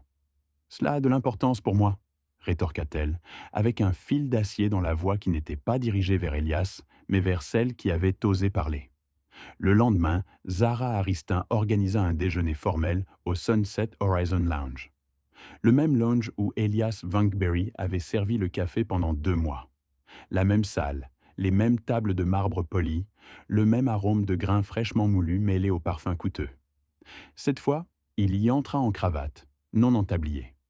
Le salon entier était conscient de la coexistence de ces deux mondes. Zara Aristin avait convié un groupe trié sur le volet de partenaires commerciaux. Et parmi eux, de manière tout à fait intentionnelle, certaines des femmes présentes la veille au soir. Un homme nommé Sterling Wamore faisait également partie des invités. Sterling, septuagénaire à l'allure de vautour, affichait de petits yeux brillants d'une malice particulière, celle d'un individu ayant passé des décennies à user des mots pour détruire des réputations sans jamais laisser la moindre empreinte digitale. Il était tristement célèbre dans le milieu des affaires de Miami pour avoir ruiné des concurrents d'un unique commentaire, bien placé au moment opportun. Dès son entrée dans le salon, Elias comprit que ce déjeuner n'était pas une simple réunion d'affaires, mais une véritable audience, un tribunal informel où il serait jugé. La conversation, durant le repas, s'écoula sur les thèmes habituels. Investissement, projets immobiliers, acquisitions. Elias mangea peu, parlant encore moins, sentant le regard perçant de Sterling se poser sur lui avec la régularité implacable d'un métronome. L'homme attendait son signal, le moment parfait pour frapper. Il arriva lorsque Sterling fit teinter sa fourchette contre le verre de vin, un geste qui annonçait un toast, mais qui, dans son cas, présageait plutôt une attaque. Zara, commença-t-il, sa voix onctueuse et pleine d'une fausse sollicitude. Nous sommes tous ravis de vous voir si bien accompagné. Vraiment, c'est merveilleux de ne plus vous savoir seul, mais, en toute honnêteté, entre amis, une pause dramatique, calculée au millimètre près, suspendit l'air. Elias est très jeune, et jusqu'à hier encore, il était serveur ici même, à servir des cappuccinos aux touristes. Non pas qu'il y ait quoi que ce soit de mal à cela, bien sûr, mais avec une fortune comme la vôtre, avec tant de propriétés et d'affaires en jeu, ne craignez-vous pas que ses intentions ne soient peut-être pas aussi nobles qu'elles le paraissent? Il laissa la phrase flotter dans l'air, tel un hameçon tendu. Elias ouvrait déjà la bouche pour répliquer, une vague de colère montant en lui, lorsqu'il sentit la main de Zara se poser sur la sienne. Un contact discret, mais ferme. « Oh, laisse-moi faire », murmura-t-elle, sa voix à peine audible pour lui seul. Elle déposa sa fourchette sur son assiette avec un son délicat et précis, puis s'essuya les lèvres avec sa serviette. Son regard se posa sur Sterling avec une sérénité qui était plus intimidante que n'importe quelle fureur. Puis, elle laissa son regard balayer la table entière, personne par personne, comme un général passant ses troupes en revue avant une bataille décisive. Le salon s'enfonça dans un silence absolu. Même les serveurs cessèrent leurs mouvements. « Préoccupé ?» dit-elle, sa voix d'une clarté qui emplissait chaque recoin de la pièce, portant loin et sans effort. « Pas le moins du monde. Je connais les intentions d'Elias mieux que quiconque autour de cette table ne pourrait l'imaginer. Nous nous sommes mariés parce que nous avions besoin l'un de l'autre et parce qu'il est, avant tout, sincère, bien plus sincère que beaucoup de personnes assises ici en ce moment. Personne n'osa bouger. L'atmosphère était devenue palpable, lourde de l'autorité de Zara. Vous voulez savoir pourquoi j'ai choisi un ancien serveur plutôt qu'un directeur de banque ou un cadre diplômé de Harvard? Poursuivit-elle, son ton s'affermissant à chaque phrase, chaque mot résonnant avec une conviction inébranlable. Parce qu'Elias est le seul à cette table qui n'a pas d'abord regardé mon compte en banque. Il a honoré sa famille au prix de sa propre dignité. Et aujourd'hui, il honore son engagement envers moi avec une loyauté qu'aucun d'entre vous ne pourrait acheter, aussi fort qu'il essaierait. Sterling commença à articuler quelque chose, une tentative maladroite d'interruption. Mais elle ne le laissa pas faire. Vous voulez savoir combien il reçoit pour chaque sourire qu'il me donne demanda-t-elle en retour, le défi clair dans ses yeux. Combien vaut la paix qu'il m'offre chaque nuit quand il éteint mon ordinateur et me rappelle que j'ai un corps qui a besoin de repos? Combien vaut le fait d'avoir quelqu'un qui m'écoute sans jugement, qui prend soin de moi sans rien exiger en retour? Elle inclina légèrement son corps vers l'avant, un mouvement subtil mais puissant. Sa voix baissa d'un ton, devenant plus froide, plus coupante, chaque syllabe ciselée avec une précision mortelle.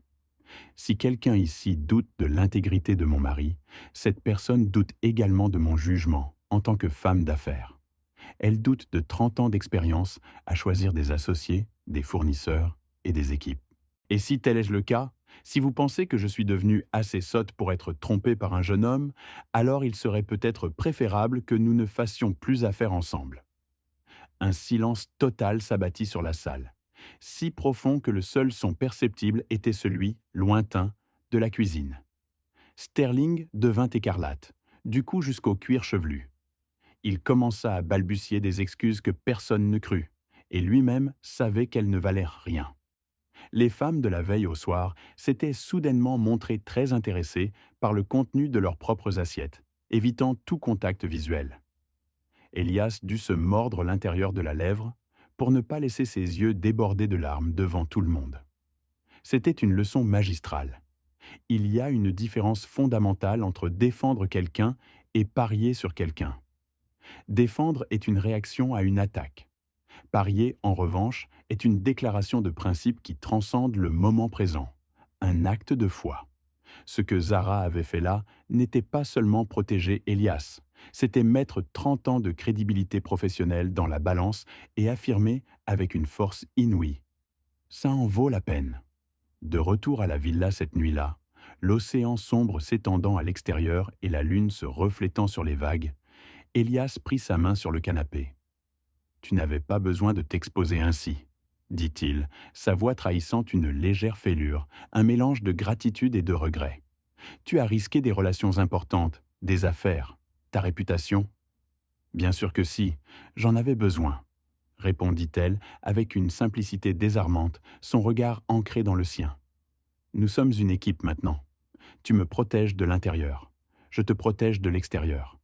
Je ne laisserai personne te marcher dessus. » Ce « nous sommes une équipe » n'était pas une déclaration d'amour explicite, mais c'était quelque chose qui commençait à y ressembler de loin, une fondation solide sur laquelle un sentiment plus profond pouvait s'épanouir. L'histoire que Zara raconta quelques jours plus tard, par une nuit calme, au bord de la piscine, la surface de l'eau miroitant la pleine lune, fut celle à laquelle Elias ne s'attendait absolument pas. Elle commença son récit lentement, comme quelqu'un qui ouvre une boîte restée scellée depuis trop longtemps, incertaine de ce qui pourrait encore s'y trouver intact. Le nom de son mari avait été Karim. Ils s'étaient rencontrés à l'université, à une époque où ils étaient tous deux jeunes, et où le monde leur semblait d'une taille infinie, un terrain de jeu sans limite. Ils étaient tombés amoureux avec cette intensité particulière de ceux qui ignorent encore que la passion a un prix, que chaque élan du cœur peut laisser une cicatrice. Ensemble, ils avaient tout bâti. Une petite entreprise d'importation s'était transformée en deux, puis en trois, pour finalement devenir un véritable empire de salons et de villas luxueuses, s'étendant le long du littoral. Ils travaillaient 18 heures par jour, repoussant sans cesse tout le reste, le dîner, le repos, leur santé et ces vacances qui ne venaient jamais, car un nouveau projet, une autre opportunité, une raison supplémentaire de courir toujours plus vite se présentait inévitablement. Zara marqua une pause, ses yeux s'attardant un instant sur le reflet de la lune dans l'eau de la piscine, comme si elle cherchait le courage de plonger dans les profondeurs de sa mémoire. Elle allait maintenant raconter ce qui venait après, le tournant irréversible. Un matin, à l'aube, Karim était rentré d'un voyage à Dubaï, dit-elle, et sa voix, à présent, était différente, plus ténue, comme du verre trop fin, au bord de la rupture. Il était entré dans son bureau et s'était effondré sans le moindre avertissement, sans aucun symptôme qu'elle aurait pu remarquer. Il était simplement tombé, comme si les fils qui le retenaient à la vie avaient été coupés d'un coup. Ses mains tremblaient légèrement sur ses genoux, Un frisson imperceptible, mais révélateur de la douleur encore vive. Un infarctus massif. Le médecin avait expliqué que son cœur était usé comme celui d'un homme de 70 ans, alors qu'il n'en avait que 45. Il est mort dans mes bras, Elias, murmura-t-elle, sa voix se brisant, pendant que je le suppliais d'ouvrir les yeux, de me dire que ce n'était qu'une blague, que je ne pouvais pas rester seul dans cette immense maison. Un silence pesant s'installa, lourd de l'écho de sa souffrance. Elias, sans un mot, prit sa main, la serrant doucement. Parfois, il n'y a pas de mot qui ait un sens, seulement la présence, le contact silencieux qui dit « Je suis là ». Il m'a tout laissé, reprit-elle, sa voix retrouvant un peu de sa force, mais empreinte d'une amertume profonde. L'argent, les propriétés, les affaires, le nom, tout, sauf lui. Et j'ai découvert que c'était exactement le contraire de ce que l'on imagine quand on est jeune et que l'on construit. On pense que le patrimoine est l'objectif et que la personne est le moyen. Mais c'est l'inverse. La personne est l'objectif. Le patrimoine n'est que le reste, l'accessoire. Elle regarda l'eau sombre de la piscine un instant, comme si elle y cherchait des réponses, ou peut-être un reflet de son chagrin. Lorsque d'autres hommes étaient apparus par la suite, ils avaient tous cette étincelle dans les yeux qu'elle reconnaissait de loin. C'était l'étincelle de Karim durant ces dernières années. Une ambition pure, calculée, presque dévorante. Il ne me voyait pas, expliqua-t-elle, le regard lointain. Il voyait ce que j'avais. L'un après l'autre, elle les avait refusés. Elle préférait la solitude à l'idée d'être l'instrument de quelqu'un, une simple extension de leur propre désir. Puis, elle se tourna vers Elias, son regard s'ancrant dans le sien avec une intensité nouvelle.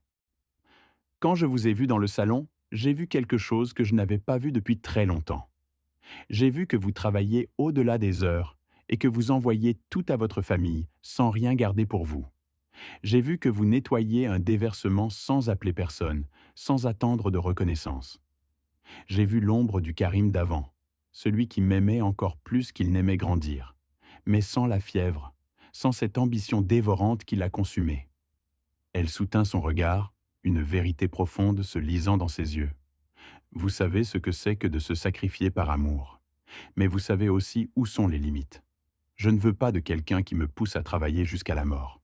Je veux quelqu'un qui m'oblige à vivre. » Elias resta silencieux pendant un long moment après cette confession, car quelque chose avait irrémédiablement changé en lui.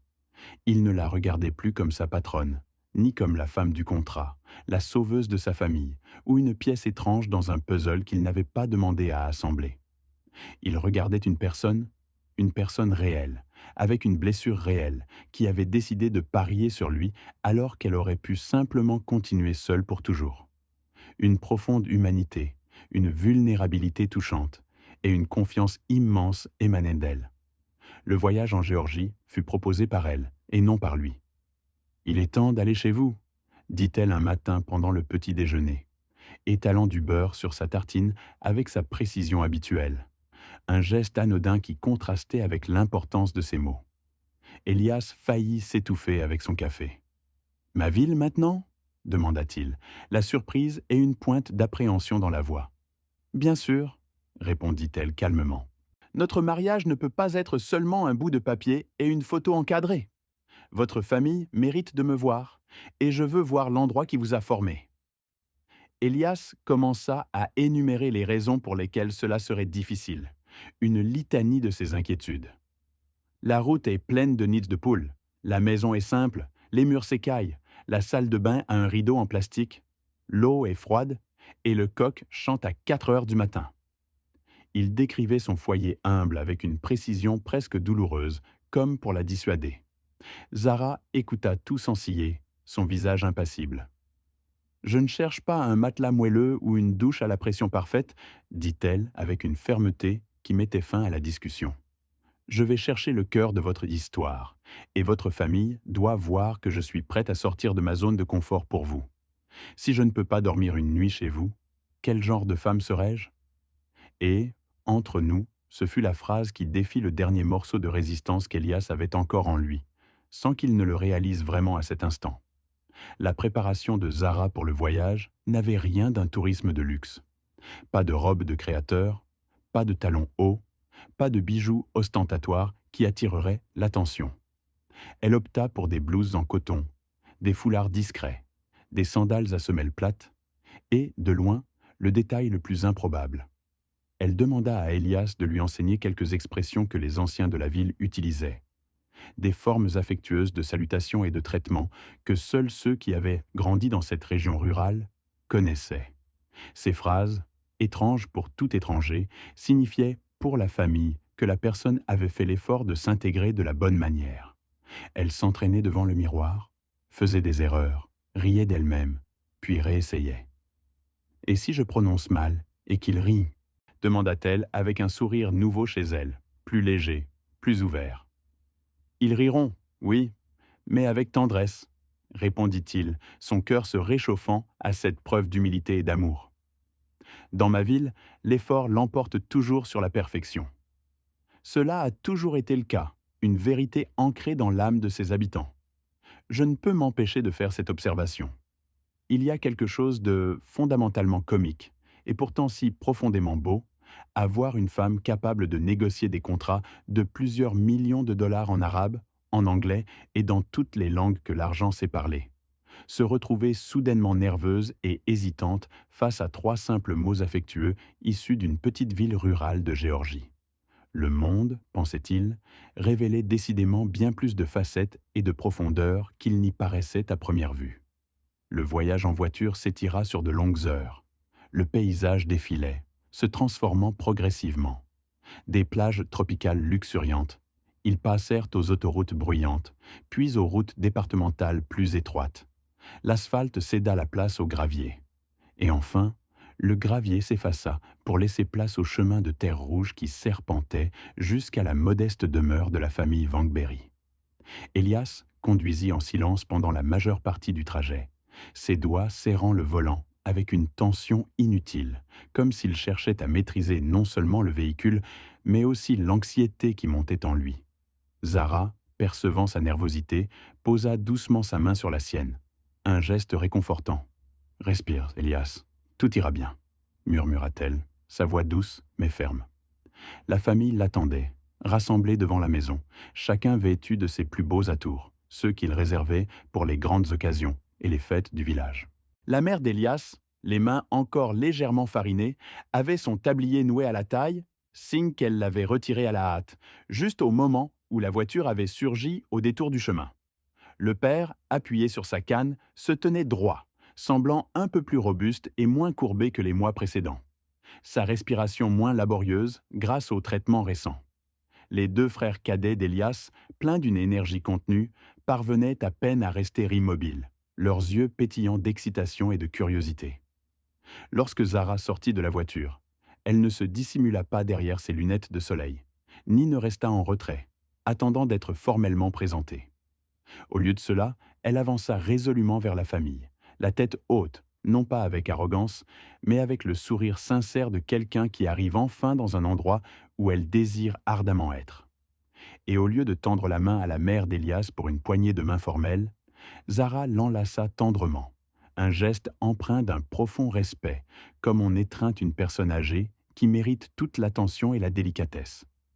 Puis, elle prit la main de la femme et la porta à ses lèvres, un baiser empreint d'une révérence qui puisait ses racines dans sa propre culture, avant de prononcer les quelques phrases affectueuses qu'elle avait répétées devant le miroir pendant des jours. Sa prononciation était, il faut l'admettre, absolument horrible. La mère d'Elias marqua un temps d'arrêt, cligna des yeux, puis ses prunelles se remplirent de larmes. Non pas des larmes de honte ou de pitié, mais des larmes de pure et profonde gratitude. Elle serra Zara dans ses bras en retour, avec la force de quelqu'un qui avait porté un lourd fardeau de peur pendant trop longtemps, et qui pouvait enfin, à cet instant précis, le relâcher.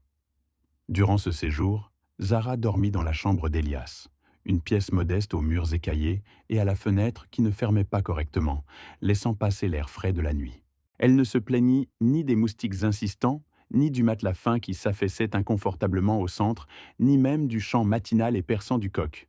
Elle se réveilla le matin, les cheveux en bataille, et se rendit pieds nus dans la cour, où elle s'assit sur une vieille natte posée à même le sol pour déguster du pain beurré. Elle écoutait les frères d'Elias raconter des histoires d'école et de football, riant de choses qui n'étaient probablement pas si drôles en soi, mais qui possédaient la légèreté particulière et la joie simple des moments authentiques. Le moment qui resta gravé à jamais dans la mémoire d'Elias fut celui du thé. La mère apporta à Zara une tasse en fer blanc, cabossée par le temps, la même que la famille utilisait depuis qu'Elias était enfant. Un objet simple, mais chargé d'histoire. Les mains de la mère tremblaient légèrement d'une pudeur mêlée de honte, tandis qu'elle l'attendait. « Pardonnez-moi, Madame Aristin, dit-elle d'une voix hésitante. C'est tout ce que j'ai. Nous n'avons ni porcelaine fine, ni cristal étincelant. » Zara prit la tasse des deux mains, avec une délicatesse et une révérence qui la firent ressembler à une précieuse relique. Elle regarda la mère d'Elias droit dans les yeux, un regard empreint d'une sincérité désarmante. « C'est le thé le plus délicieux que j'ai jamais bu, » déclara-t-elle avec une conviction profonde. « Parce qu'il vient de vos mains et de votre cœur. Aucune tasse de luxe ne pourrait conférer à ce thé une saveur aussi exquise. » Ce détail prendrait tout son sens plus tard, car c'est précisément là, à cet instant suspendu, sous l'ombre bienveillante d'un goyavier dans la cour de terre battue, qu'Elias comprit, avec une clarté fulgurante. La femme qu'il avait initialement acceptée comme un simple arrangement contractuel était bien réelle, et il était éperdument tombé amoureux d'elle. Non pas de cette passion adolescente qui s'embrase rapidement pour ne laisser que des cendres, mais d'un amour profond et durable, celui qui se bâtit lentement, brique par brique, geste après geste, jusqu'à ce qu'un jour, on contemple l'édifice érigé et que l'on réalise qu'il est impossible d'imaginer le plan de sa vie sans cette structure essentielle.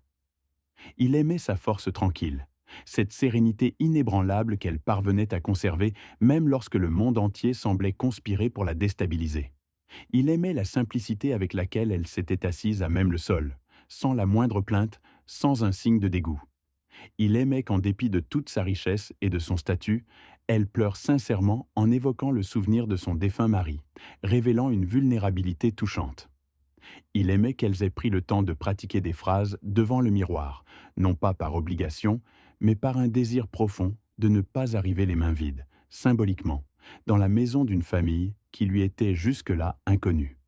Dans l'après-midi de cette même visite, ils s'éloignèrent un peu, marchant seuls le long d'un sentier discret qui serpentait à travers les champs de maïs à perte de vue.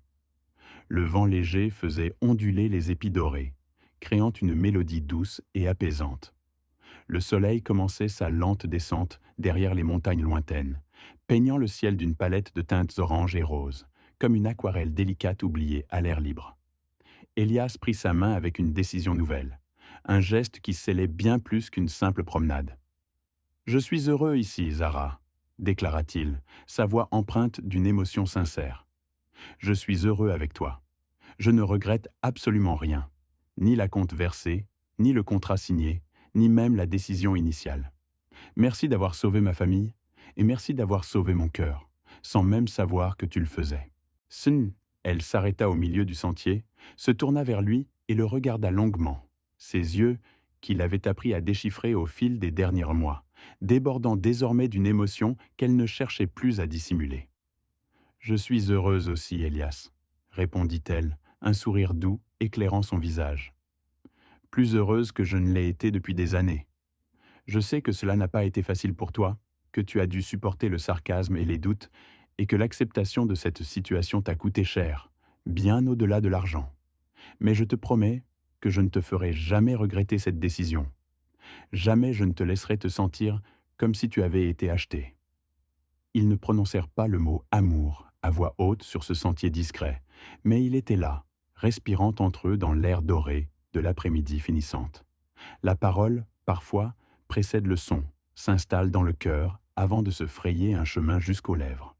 Le voyage de retour vers Miami fut radicalement différent de l'aller.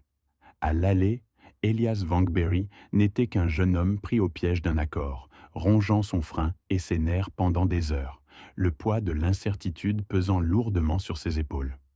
Au retour, il était un homme libre, porté par le choix de son cœur, parlant sans relâche, riant aux éclats des histoires de la ville, planifiant l'avenir à voix haute, comme quelqu'un qui n'a plus peur que le destin se retourne contre lui.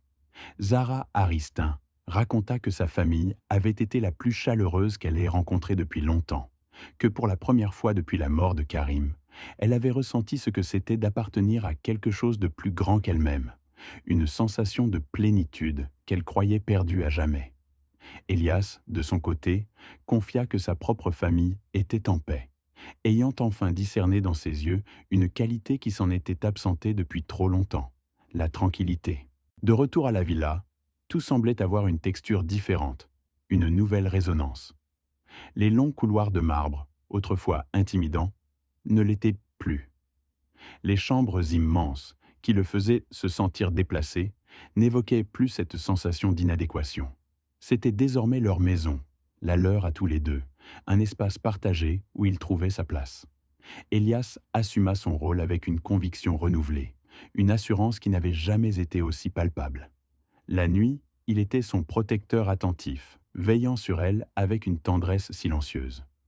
Le jour, il devenait son partenaire, son égal, partageant les responsabilités et les joies.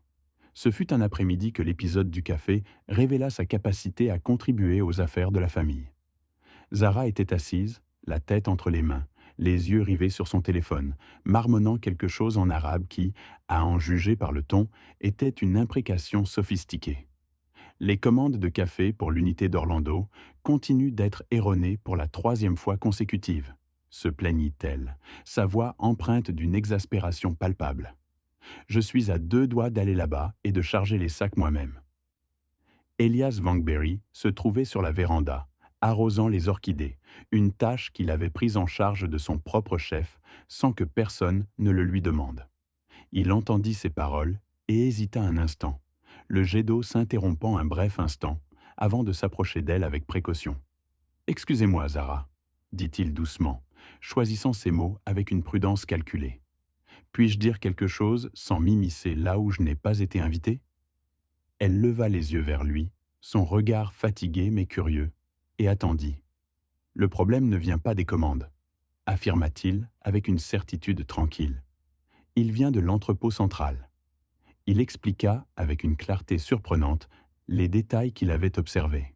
Quand je travaillais au lounge, les sacs arrivaient avec une étiquette détaillée, indiquant l'origine et la date de torréfaction de chaque lot. Mais ces dernières semaines, avant que je ne parte, ils ont commencé à mélanger l'Arabica Premium avec un mélange moins cher provenant d'une autre région. Ce changement a coïncidé exactement avec le remplacement du gérant de l'entrepôt. Je l'ai vu plusieurs fois manipuler son téléphone pendant le déchargement, sans jamais vérifier le moindre inventaire. Zara le regarda en silence pendant quelques secondes, son esprit travaillant à toute vitesse pour assimiler cette information inattendue. « Vous saviez cela et vous n'avez jamais rien dit ?» demanda-t-elle, une pointe de surprise dans la voix. Elias baissa légèrement les yeux. « J'étais serveur, madame. Qui m'aurait écouté ?» Elle continua de le fixer, le temps semblant suspendu, puis un sourire rare, large et authentique, illumina son visage tout entier, faisant disparaître la fatigue de ses traits. « Vous avez raison, » admit-elle, une lueur de compréhension dans les yeux. « Je n'ai regardé que les rapports du bureau, jamais ce qui se passe sur le terrain. Ce gérant me montre des pourcentages, pas le processus. Je ne sais pas comment je n'ai pas pensé à quelque chose d'aussi simple. » Alors qu'elle évoquait l'idée de licencier le gérant sur le champ, Elias suggéra une approche différente. Peut-être qu'il n'est pas nécessaire de le renvoyer. Offrez-lui une formation. Mettez en place un système de double vérification où un autre employé confirme chaque expédition. Parfois, la personne est juste débordée, pas mal intentionnée. Si vous licenciez sans donner de chance, vous embaucherez quelqu'un qui répétera la même erreur parce que le système n'a pas changé. Elle le regarda avec une expression qu'il ne parvenait pas à déchiffrer précisément. C'était le regard de quelqu'un habitué à un monde qui résout les erreurs par la punition, et qui venait de rencontrer quelqu'un qui les résolvait par la structure et la compréhension. Elle accepta la suggestion, mit en œuvre le système de double vérification et forma le gérant. Les problèmes cessèrent, et Zara commença à l'inviter à certaines réunions opérationnelles, non pas pour prendre des décisions, mais pour apporter le point de vue de quelqu'un qui avait été sur le terrain, qui voyait ce que les rapports ne montraient pas. Ce n'était pas une coïncidence, mais un schéma récurrent. Les meilleures solutions aux problèmes complexes proviennent presque toujours de ceux qui connaissent l'opération de près, et non de ceux qui la gèrent de loin. Le temps passa, et le monde autour d'eux s'ajusta peu à peu à l'idée de leur union, même si ce fut parfois à contre-cœur. 6 mois après leur mariage, Zara inscrivit Elias à l'université. Il s'agissait d'une licence en administration des affaires à distance, reprenant ainsi le chemin qu'il avait dû abandonner à Atlanta lorsque sa famille n'avait plus les moyens de financer ses études. Il étudiait le matin avec une concentration renouvelée, accompagnait Zara l'après-midi lors de visites de propriétés et de réunions importantes. Et le soir, il s'occupait du rituel du thé et des conversations profondes qui étaient devenues le centre de leur journée. Il commettait des erreurs, posait des questions quand il ne comprenait pas, apprenait avec une soif insatiable de connaissances et proposait des idées. Parfois, Zara les écartait, expliquant pourquoi, et il apprenait encore plus du refus que de l'acceptation. 1 an plus tard, une proposition d'envergure arriva. Un développement hôtelier promettant de multiplier le capital en quelques années, avec des chiffres excellents, un projet impeccable et des partenaires enthousiastes. Mais un détail frappa Elias Vankberry lorsque Zara lui montra les documents. Le rythme que le projet exigeait était familier, trop familier. Des mois de voyage constants, des réunions interminables, des nuits sans sommeil, le corps sacrifié au profit du résultat. C'était exactement le rythme qui avait coûté la vie à Karim. Il attendit le moment opportun. Puis, avec une prudence infinie, il dit « L'affaire est bonne, les chiffres sont solides. Mais tu devrais revenir à ce rythme. » « Le rythme dont tu m'as parlé cette nuit-là, au bord de la piscine ?» rappela Elias Vankberry, sa voix empreinte d'une gravité mesurée. Il laissa un court silence s'installer, puis poursuivit, son regard ancré dans le sien. « 1 million de plus te rendra-t-il plus heureuse que tu ne l'es à présent ?» Zara Aristin le fixa, le silence s'étirant entre eux, lourd de sens. Son regard balaya le sien, cherchant une vérité au-delà des mots. Elle ne répondit pas immédiatement, mais le temps sembla suspendu, chaque seconde chargée d'une décision imminente. Puis, sans un mot de plus, elle sortit son téléphone. L'appel fut bref, direct, et la réponse, un refus catégorique. C'était une décision que la Zara d'il y a 2 ans n'aurait jamais prise, une décision qui marqua un tournant irréversible. Ce fut l'instant précis où l'accord initial, qui n'était qu'une simple transaction, se mua en quelque chose d'infiniment plus grand. Elle choisissait la vie qu'elle construisait avec lui, préférant cette nouvelle réalité à celle qu'elle avait connue auparavant. Et à cet instant, Elias Vankberry comprit qu'il ne se contentait plus d'être sauvé par elle. Il était en train de la sauver à son tour. Près de 2 ans après cette nuit mémorable dans l'entrepôt, le diplôme d'Elias Vankberry arriva par la poste. Zara Aristin l'attendait avec lui sur la véranda, l'impatience palpable dans l'air doux du matin. Elle ouvrit l'enveloppe avec la même ferveur que si le parchemin lui était destiné, ses doigts effleurant le papier comme un trésor. Peu de temps après, elle lui confia la direction générale du Sunset Horizon Lounge et de plusieurs des villas plus modestes de la chaîne. Ce n'était pas une faveur accordée à son mari, mais une reconnaissance de son mérite. Nuit après nuit, étude après étude, réunion après réunion, Elias Vankberry avait prouvé qu'il maîtrisait son sujet, qu'il connaissait ce monde sur le bout des doigts. Il comprenait les gens parce qu'il avait été l'un d'eux, portant le tablier et le plateau, avant de devenir l'homme en cravate qui donnait des ordres. Les employés qu'il avait vu servir du café apprirent à le respecter comme quelqu'un qui connaissait chaque recoin de ce travail exigeant. Il n'y avait pas eu de raccourci, pas d'achat de position. Tout avait été gagné à la sueur de son front, par une persévérance inébranlable. Parfois, alors qu'il vérifiait l'arrivée des sacs de café dans l'entrepôt ou discutait avec les gérants de la logistique d'approvisionnement, Elias Vankberry s'arrêtait un instant. Un flash, une réminiscence de cette nuit dans l'entrepôt, le submergeait. L'odeur âcre du carton humide mêlée à celle du grain torréfié, la faiblesse de ses jambes, le téléphone de sa mère brillant dans l'obscurité, et le souvenir de tout ce qui avait suivi. Ce qui avait commencé comme une transaction froide et calculée s'était révélé être l'expérience la plus profondément humaine de sa vie. Non pas par miracle, mais grâce à deux êtres humains qui, chacun depuis son propre abîme de solitude et de peur, avaient décidé qu'il valait la peine d'essayer de faire confiance à l'inconnu. Un après-midi ensoleillé, Zara Aristin entra dans le lounge, portant une boîte à déjeuner qu'elle avait préparée elle-même à la maison. Elle n'était pas venue pour examiner les bilans, ni pour inspecter le personnel. Elle était venue simplement pour déjeuner avec lui. Elle s'assit à leur table préférée, celle qui offrait une vue imprenable sur le coucher de soleil atlantique. C'était la même table où, des années auparavant, un jeune serveur nerveux avait servi des cappuccinos à des touristes, sans se douter de ce que le destin lui réservait. Comment vas-tu demanda-t-elle, utilisant ce mot qui, bien que nouveau dans leur vocabulaire commun, sonnait déjà comme un foyer. Très bien, vraiment très bien, répondit Elias Vangberry, un sourire apaisé sur les lèvres. Je me suis assuré que tu n'aies pas de réunion après 18 heures aujourd'hui. Ce soir, nous nous reposons. Pas d'ordinateur, pas de courriel, pas de chiffres. Elle rit.